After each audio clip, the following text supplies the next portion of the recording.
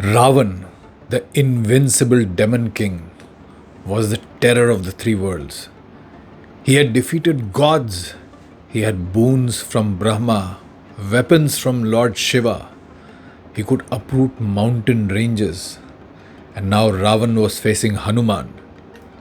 But let me tell you, what you are expecting did not happen.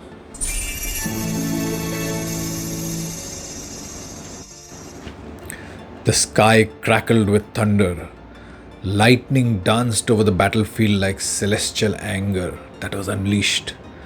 Dark clouds of death and destruction loomed, and in the heart of this chaos stood Ravan, the 10-headed demon king, 20 arms each like a living pillar. His bow crackled with divine fire. He was a godless storm destroying the Vanar army of Lord Rama. Everywhere he looked, he unleashed arrows. Vanars fell, their limbs cut off, their heads cut off, screams rose. And seeing this, Sugriv, the mighty Vanar king, tore the top of a mountain. It had ridges, trees, roots, and he threw it at Ravan. It flew like a comet of vengeance straight at Ravan. But Ravan drew his bow. 1, 2, 100 arrows, and the mountain shattered like glass in a storm. Then Ravan reached for an arrow shaped like a serpent, charged with dark, evil power. He released it at Sugriv. It pierced him. Sugriv let out a cry and fell unconscious to the ground. His Vanar generals and tremendous warriors, Gavashka, Rishabha, Sushena, Nala, rushed in with rocks and rage. But Ravan's arrows rained down like a celestial weapon upon them. One by one they fell, their bodies pierced, their bones broken, and the Vanars turned to Rama for protection. But before Lord Ram could rise, someone else did. Hanuman, the son of Vayu, strength of mountains, heart of gold, with devotion unmatched. And now he was angry. With a single leap, Hanuman landed right beside Ravan, like thunder made into flesh. He raised his mighty arm and roared, "Ravan, you may be protected from gods, demons, and celestial beings, but not from me. I am a Vanar, and I am your greatest danger. This fist, this divine thunderbolt, will snatch your life from your chest." Ravan's 10 heads turned, his fury ignited. He said, "Strike, monkey, earn your fame, and then I will utterly destroy you." Hanuman smirked. "I already killed your son Aksha. Do you forget so soon?" And that was a spark. Ravan slammed his palm into Hanuman's chest, a blow so mighty it shook the very air. Hanuman staggered, he reeled back, his body shaken by the impact. But only momentarily. Hanuman straightened, he stepped forward and then wham! One open-handed strike from Hanuman. It landed on Ravan's chest like a divine judgment. And Ravan, he shook like a mountain trembling beneath an earthquake. He stumbled, blood trickled, and he went down. The heavens erupted. The Vanars screamed in triumph. The gods looked on in awe. And Ravan, on his knees, breathing hard, said, "Well done, monkey. You are worthy of my strength." But Hanuman wasn't done. "Worthy? Foolish Ravan, you still live. That is my regret. Strike me again if you dare. Then I will show you what true death feels like." This made Ravan really angry. His fury boiled over. His eyes turned red.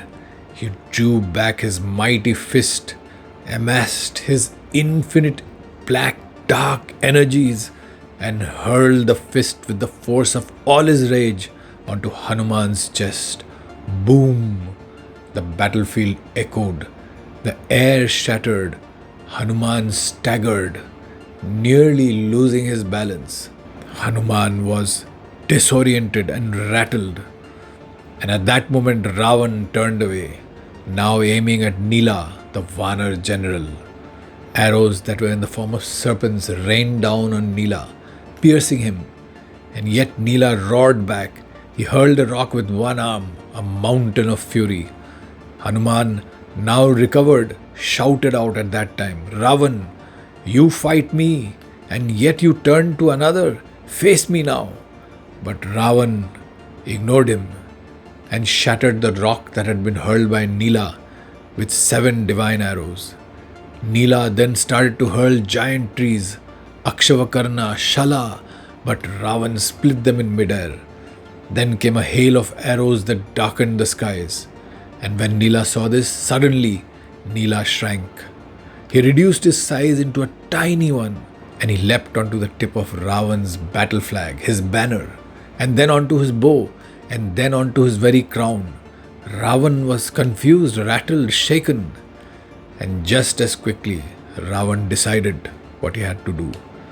He pulled out Agneya, the fire missile, and he released it. Before Nila could move, it struck him, and Nila crashed to the ground, burning, unconscious but alive.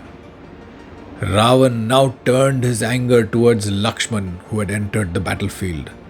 What followed was divine warfare. Arrows clashed in midair, shafts shattered, blades screamed through the sky. Then Ravan summoned a spear from Lord Brahma himself. And when he threw it, Lakshman hit it with countless arrows, but the spear would not stop, and it struck Lakshman. He fell to the earth, almost unconscious. Ravan rushed in, intending to carry him away. But though he could lift mountains like Meru and Mandara, he could not lift Lakshman. Because Lakshman remembered who he was. He was a spark of Vishnu.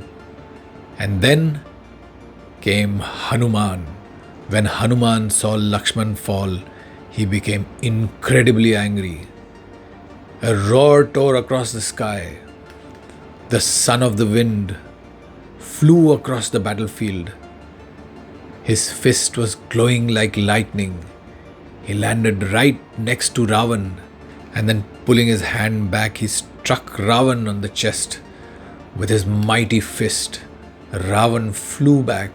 He slammed into his chariot. Blood started to come out from his eyes, ears, and face. He was knocked out cold. The battlefield fell silent.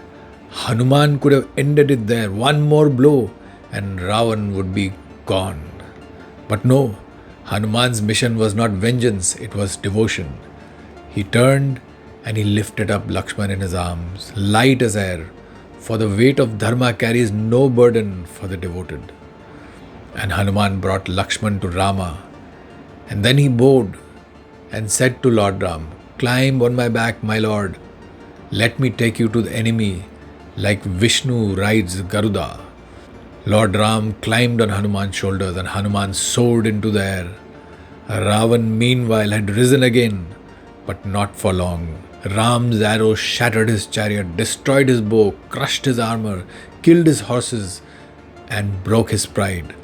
Ravan in desperation fired flaming golden arrows that struck Hanuman everywhere, but it did not slow Hanuman. In fact, it made him go faster. He surged forward, faster, fiercer. And Ram, seeing his wounded Hanuman still flying, unleashed a thunderbolt of an arrow into Ravan's chest. Ravan collapsed with a huge wound on his chest. And Rama, the warrior of Dharma, looked at the fallen demon king and said, "Not like this. Rise again, regain your strength, then return. I will then end your arrogance forever." And so Ravan, broken, bloodied, bowed and bare, fled back to Lanka, his pride in pieces, his soul shaken.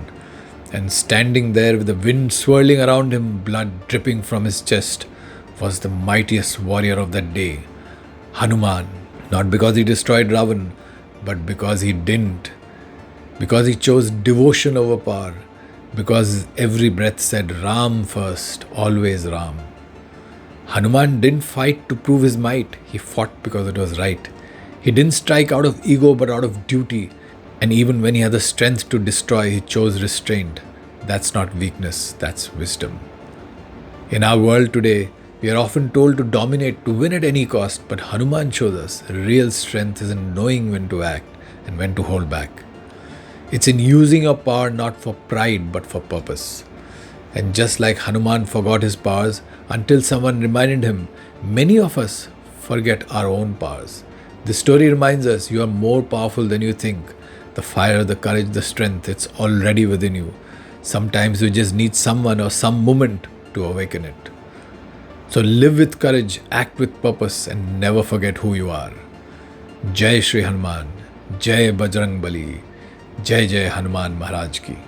If you like this retelling of a Itihasa from the Yuddh Kand of Valmiki's Ramayana, then do like, share and subscribe to Mythical Lights, because that is what inspires us to create more videos like this one filled with divinity, inspiration and dharma. Until next time.